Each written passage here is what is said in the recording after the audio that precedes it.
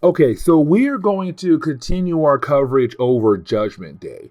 And when it comes to this video, it's going to be part two, yes, but it's also going to contain two tie-ins that are really important when it comes to the overall Judgment Day event. I'm trying my best to kind of get us through this event at a faster rate, but at the same time still cover some tie-ins that could be very important for the overall story. Now, the first chapter we are going to cover is X-Men Red number 5.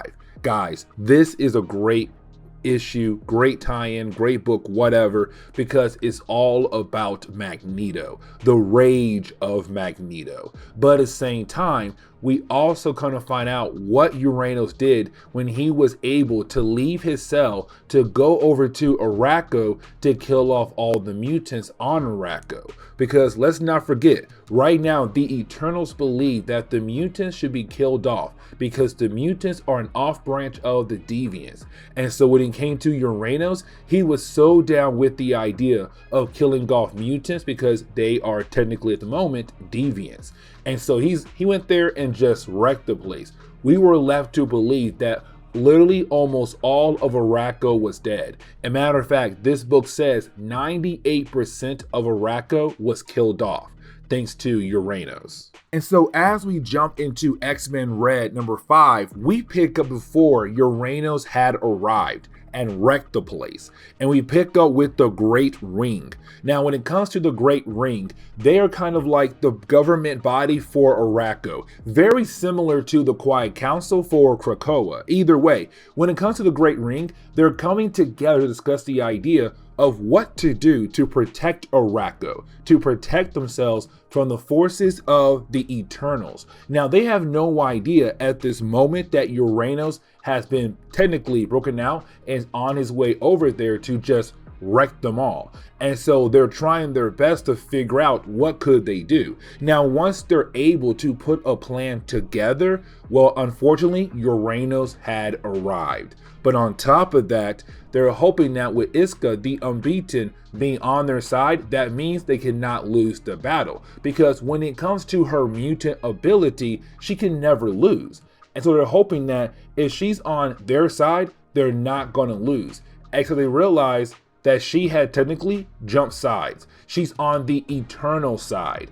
And so that means that they are going to lose today. And we already know that they will, because we saw what happens later on in this book because of the first chapter. And right after she leaves, that tells our rest of our heroes, okay, she has switched sides. She's off the board, which means that we are going to lose. We are going to die here. We have to figure out what in the world can we do to actually prevent that from happening, or to protect as many lives as we can before we are almost completely wiped out.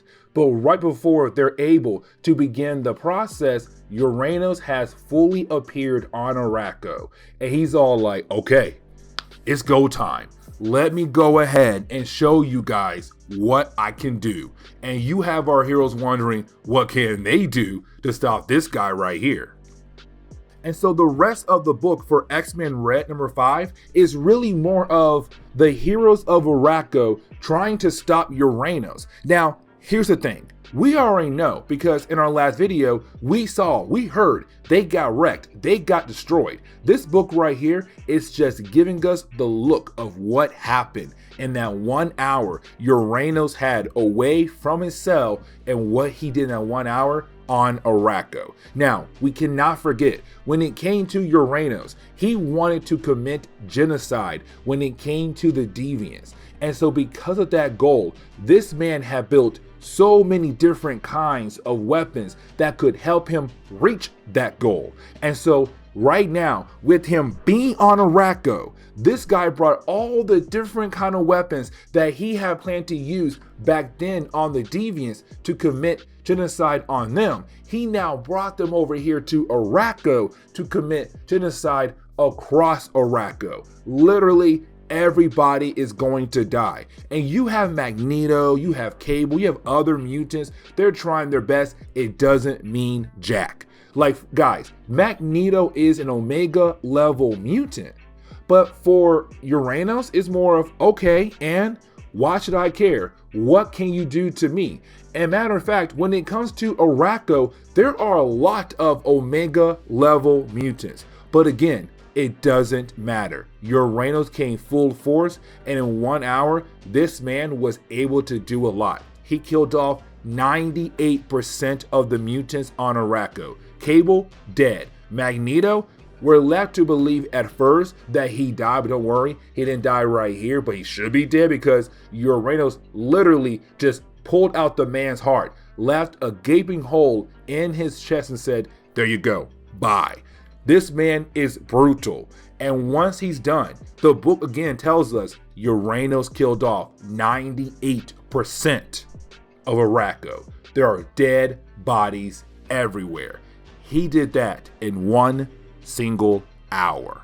But like I said earlier, Magneto is not dead. Magneto is alive, just not well. Because after Uranos leaves, because remember, he only had 1 hour to be on Arakko. So after his time ran out, he had to go back to the Excluded, the area that belongs to Eternals who have broken rules. They stayed there until farther notice. Either way, when it comes to Magneto, we come to find out Homeboy did not die. And matter of fact, he used his powers to hide another mutant, and that would be Lotus Logo. Now, when it comes to Lotus Logo, for this storyline, he's not that important right now, but later on in future books, he will be. Either way, when it comes to Lotus Logo, he was saved by Magneto. Magneto hid him from Uranos right after Uranos had just ripped the heart out of Magneto. But we come to find out Magneto is keeping himself alive by using his powers to kind of replace his heart in his body. Now he also has a gaping hole, which also means that sooner or later, that gaping hole, that heart being gone right now, he is going to die. But before he does die, he is going to make sure that he brings down a bunch of Eternals. We are going to enter the hour of Magneto, but not in this video though.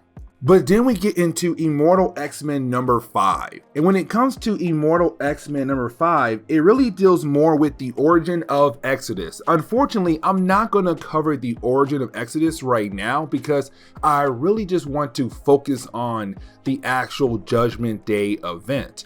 And so yes, Exodus will be the most important character in this chapter, but not because his origin, because what he's going to do down the road in later books when it comes to Judgment Day. Either way, we pick up with Exodus right now with the Quiet Council, and they're trying to figure out what to do because they realize the Eternals are going to attack them very soon. How can they protect themselves, but at the same time, how can they fight back? Meaning that yes, they could play defense, but sooner or later, they're gonna have to play offense. But on top of that, they're also discussing about Mr. Sinister, because we cannot forget, Homeboy was kidnapped by the Eternals at the end of, I want to say, Immortal X-Men number 4. And so after that, the Quiet Council wondered at first, did he just disappear to get away from his mess, or was he actually kidnapped? And then the question is now, if he was kidnapped by the Eternals, do we save him or go ahead and kill him off for the crimes that he had committed? Now, when it comes to Exodus, he's more of, let's go ahead and kill him off. Let's go ahead and get rid of him because he only caused us so many problems and trying to bring down what we have built here on this island. Now, right when he says that, we do see the Unimind attacking the Quiet Council, and this tells us this takes place right before most of Judgment Day number 1. Because let's not forget, in the middle of Judgment Day number 1, we saw the Unimind attack Krakoa, while you had Uranos attacking Arakko. But when it came to the attack, all we saw were just many different mutants trying their best to fight against all the forces of the Eternals. But this time, we're gonna focus on Exodus and a couple other members of the Quiet Council trying their best to defeat the Unimind.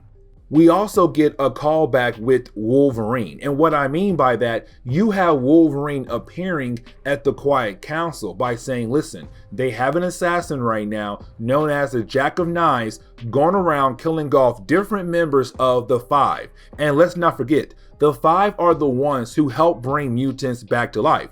They make you a brand new clone body. They then download your memories into that new clone body. But if they die, unfortunately, mutants can no longer come back to life again. Now, we also learned in Judgment Day number 1 that the Quiet Council had ordered the five to make up backup clones of themselves just in case anything happens down the road, like this right here. And so is Wolverine saying, I'm hunting him down, but I need you guys to deal with the Uni-Mind. And so you have Emma Frost, Exodus, and also Hope Summers gonna work together to defeat the Uni-Mind once and for all, to give the mutants a break for the time being.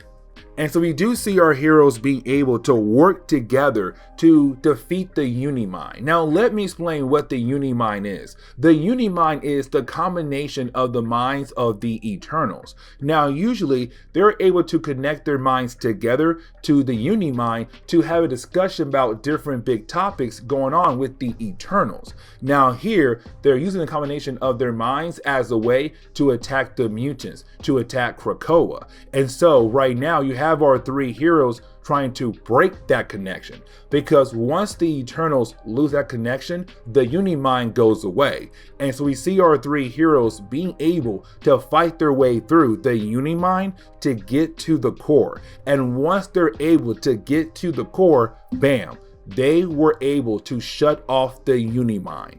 And that is a very huge accomplishment there for the mutant race.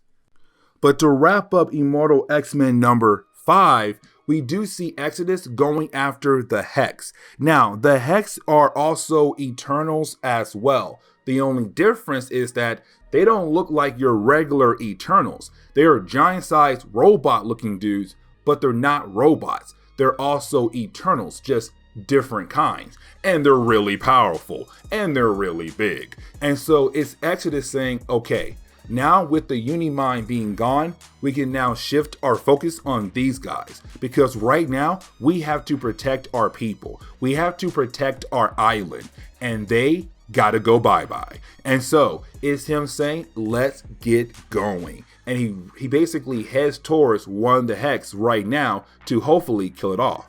And so as we jump into Judgment Day number 2, we actually pick up with some random people. And when it comes to these random people, they're going to be somewhat important for later parts in Judgment Day. But for right now, they're just showing us how they truly feel about the idea of the Eternals going after the mutants. And you have some of these random people kind of down with the idea that, yeah, the Eternals should go ahead and handle the mutants. Now, when it comes to those people right there, this is more the idea that the human race is very upset at the mutants for not sharing their technology when it comes to bringing people back to life, because now the entire world knows about it. But at the same time, you still have some people who still hate mutants even after they have formed their own nation and have done so many great things for Earth, but also for Mars. Now you also have some people who are on the side of the mutants, but that shows right now that when it comes to the public, it is very divided at the moment.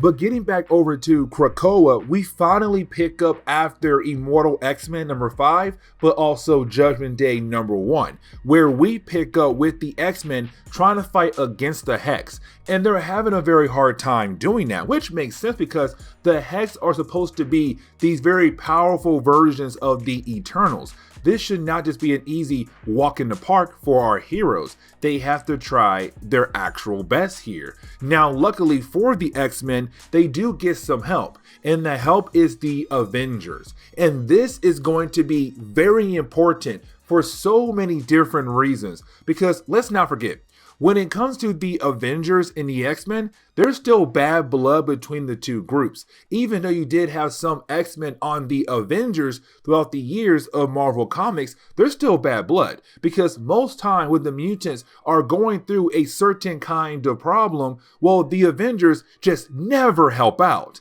And it's also a callback to Avengers versus X-Men, written by Brian Michael Bendis, basically saying that those two teams can never work together because the Avengers can never understand what the mutants are truly going through. And so it seems like right now they're beginning to realize that, you know what, we should help out the mutants even more.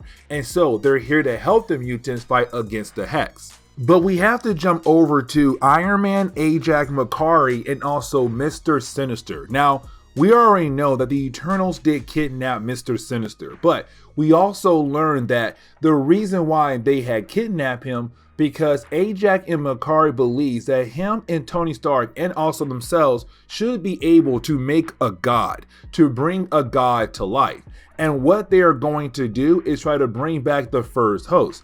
Of course, the base of the Avengers. But right now, it's Tony wondering if they're actually able to do it. But the reason why you have these four characters, really three characters, Ajax, Makari, and Tony Stark, is because they want to bring the first host back to life to tell the Eternals to stop. Because Ajax, Makari, they know the true dark secret of the Eternals, but also the dark secret of the Deviants. That technically the Deviants matter a lot.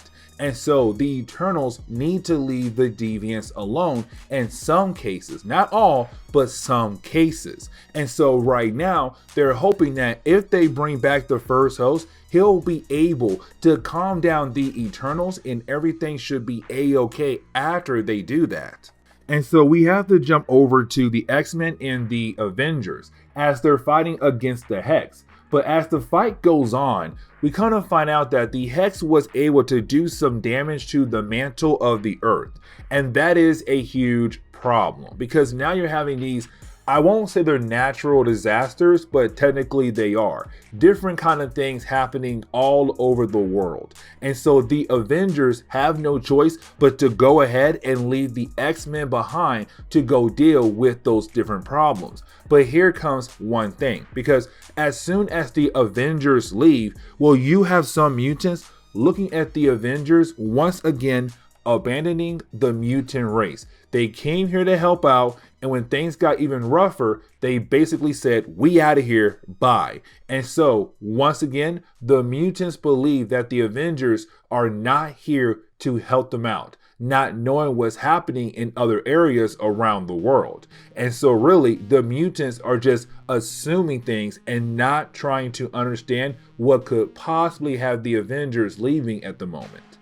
But then we get a page where we see Iron Man and the other people in his group going around the Earth collecting different parts that are going to help them be able to bring back their celestial god, or to make a new version of their celestial god, the first host. Now, when it comes to Sinister, the reason why he was grabbed because in the past, he did some work using some celestial technology. And so this man is very, very smart when it comes to celestial stuff. He has a very high range knowledge on how everything works. And so they're going to use him as a way to bring the god to life. We also kind of find out that the Eternals, who are not standing with Droog, are beginning to join the battle because they realize what Droog is doing. And Droog is doing this only because he wants to stay as the Prime Eternal.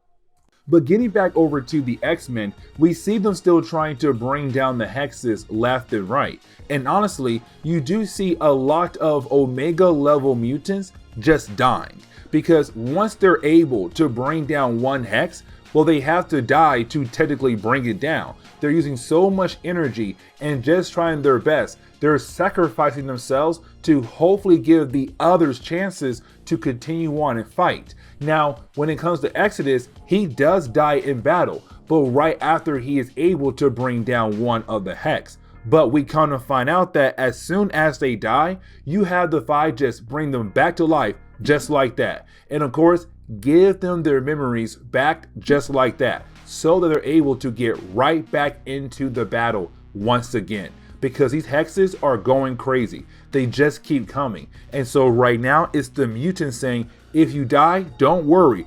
We're going to bring you right back to life and throw you right back out there again to continue fighting until this war is officially done. But getting back over to the 6 people who are somewhat important for this storyline, well, one of them died. And this leads back into the dark secret of the Eternals. Because remember, every single time an Eternal dies, the great machine that's built inside the earth is able to bring back an Eternal back to life. Except when it does that, a human has to die in the process to give that energy over to the Eternal to come back to life. And so one of our 6 random people had just died because an Eternal had died. And so with his death, that Eternal is able to come back to life now. But when we checked back in with Tony Stark and his group, they were able to get all the different pieces they needed to basically bring their god to life. And Phaetos is just putting together the finishing touches. So sooner or later, that god is going to come and rise up. And when it does, let me tell y'all, this is where things are going to change. The whole storyline is going to go in a different kind of direction. But getting back over to the X-Men are still dealing with the hexes. And the hexes are just beating down on the X-Men to the point where it seems like they are going to lose this war. And Nightcrawler is now beginning to pray to God, hoping a god will come in and save their lives and stop all this nonsense, because now it seems like the mutant race is about to be destroyed completely. Except that is when. And so we jump back over to Tony Stark and his crew. And once we do, this is where things begin to pop off, guys. This is where things begin to pop off, because as soon as they give back over to the base of the Avengers, the Celestial that the Avengers are living in, they are able to bring him back to life. Now, if you're wondering what is the name of this Celestial, Progenitor. And when it comes to him, he is now alive once again. And with him being alive, he rises up and he says, cease. And literally all Eternals go back home. They leave Krakoa alone. And so it seems like the plan worked. Now a new god being on Earth, everything should be okay. Except you have this Celestial say, no, I am here to judge. You guys have ruined the plans we have for Earth. This planet is ruined. You guys should have been working together, and you have not been doing that. And so this is me right now saying that in 24 hours, you have to prove to me that if you guys deserve to live, or I should go ahead and wipe you out. He is literally going to judge the entire world. And if he feels like this world should no longer be around, bye-bye, it is dead. And this is where we are going to end today's comic book video. So please leave me a like down below and subscribe. But guys, I'll see y'all next time. Later.